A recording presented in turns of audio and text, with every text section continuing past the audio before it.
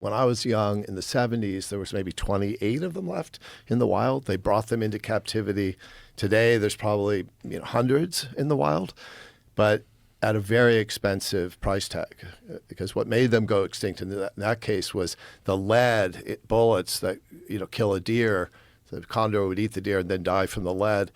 So the condors, that, to use that example, there's just a lot of management to keep them alive in the wild. I think there's some dispute about that. About which part? About whether or not it's the lead from the bullets that was killing them. I mean, that's what they say, but maybe... Yeah, I was reading something recently about that it just doesn't make sense. It doesn't attribute to you think about the number of animals that are shot with a bullet that aren't recovered. It's so small.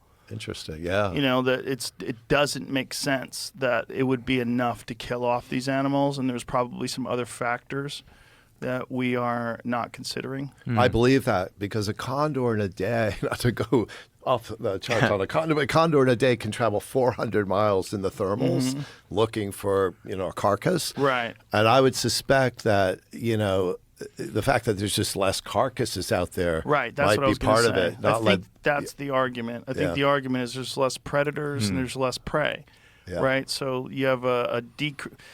So like California, for example, like you have a fairly small deer population because you have so many animals that kill deer, right? So California has a lot of coyotes, and California has a lot of mountain lions.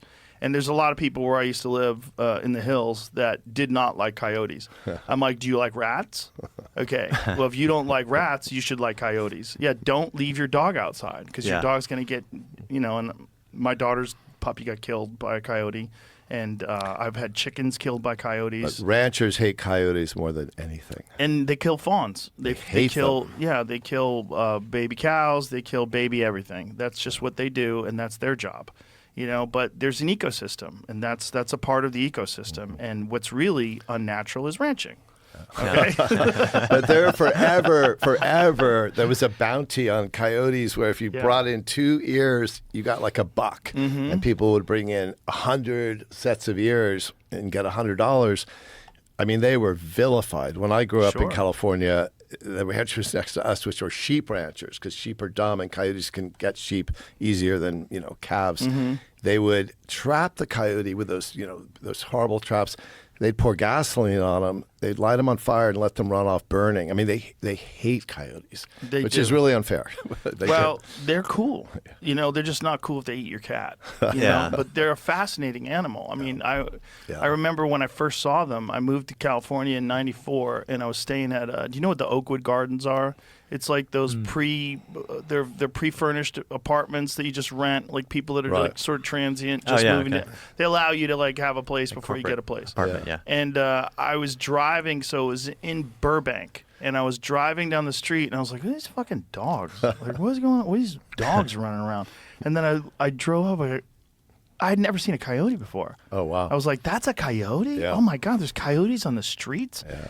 And that was pretty rare then, but 30 years later, it became insanely common. I would rarely go. I lived in a fairly rural area where I lived in California.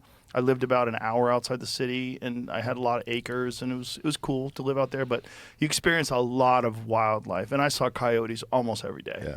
Almost every day. Yeah, they look like a mangy, motley, skinny dog. That's right. But they're cool. There's something cool about coyotes. But the reality of coyotes, I don't know if you know why they're so successful, but one of the reasons why is because they're the only. So red wolves can interbreed with coyotes, and that you get the coy wolf. But gray wolves do not breed with coyotes; they just kill them. And so, because the gray wolf, which lived in California and lived all over the West Coast, was the predominant predator, the coyotes had to develop a way of surviving.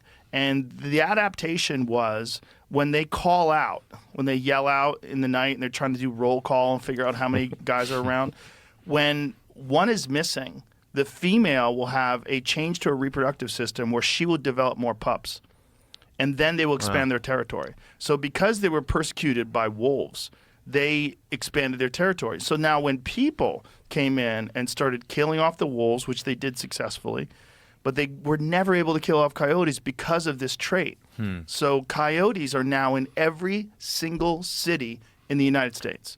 This was not the case just 30 years ago. They're what we call, there's a word for that, it's called subsidized predators. And these are animals that do better around man. And crows are one of those animals, raccoons are one of them, coyotes, and they're weirdly can thrive and do better around human activity than a lot of other animals. And so coyotes are one of those. Because of garbage. Yeah. Because of Garbage and garbage, because pets. of water. We bring in water in arid areas. And so they're a highly adaptable creature.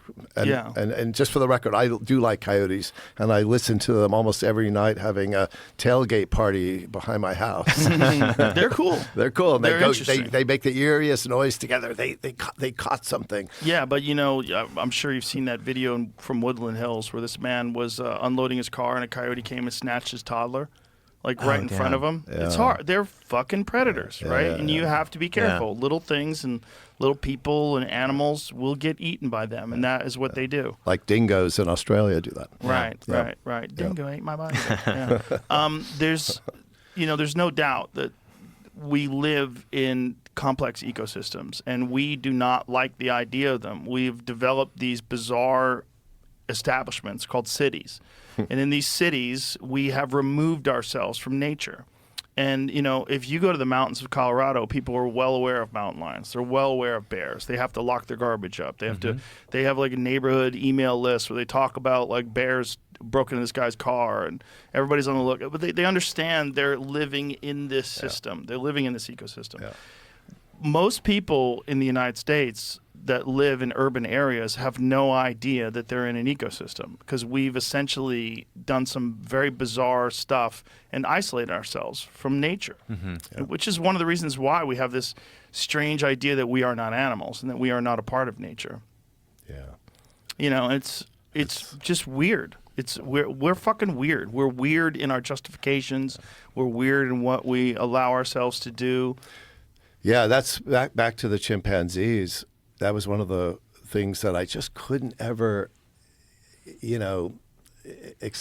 I couldn't ever connect with this woman, Tanya, that kept this chimp and tried to explain to her, that we are chimps, effectively. And, and she just, took the page out of, Genesis, where she just said, I'm not, we're not animals. This is an animal and I can own it like property. Anyway, that was just one of the things she just never really fully understood.